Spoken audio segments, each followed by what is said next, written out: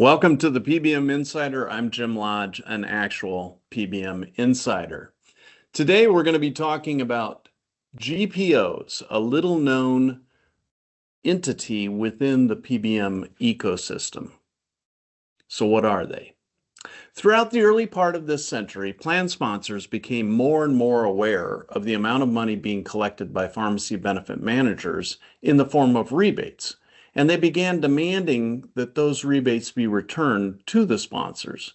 This dramatically reduced the revenue stream for the PBMs. So in 2018, as a mechanism to replace this lost revenue, and frankly, due to some concerns about the potential elimination of rebates by the first Trump administration, the corporations that own the largest PBMs set up a new type of subsidiary called a Group Purchasing Organization, or GPO. GPOs are designed to aggregate the contracted wholesale price and negotiate the associated back-end rebates on behalf of the PBMs in an effort to lower costs by buying in bulk. Makes sense, right?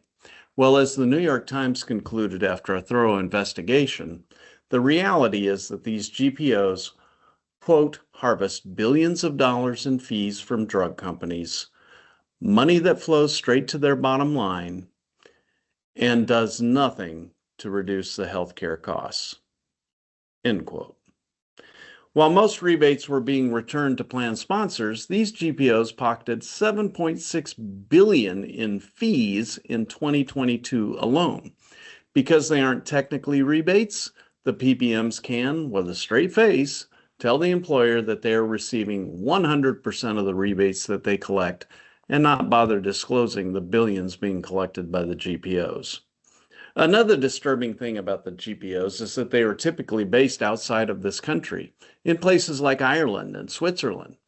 Because they are domiciled outside the US, their profits are taxed at much lower rates than if they were generated in this country.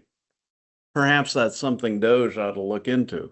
I mean, how much is the US losing in tax revenue because of this setup? Who knows? Well, you get the idea. If you're a plan sponsor, you are likely better off if your PBM avoids GPOs altogether and directly contracts with the manufacturers. But nobody's probably going to tell you that.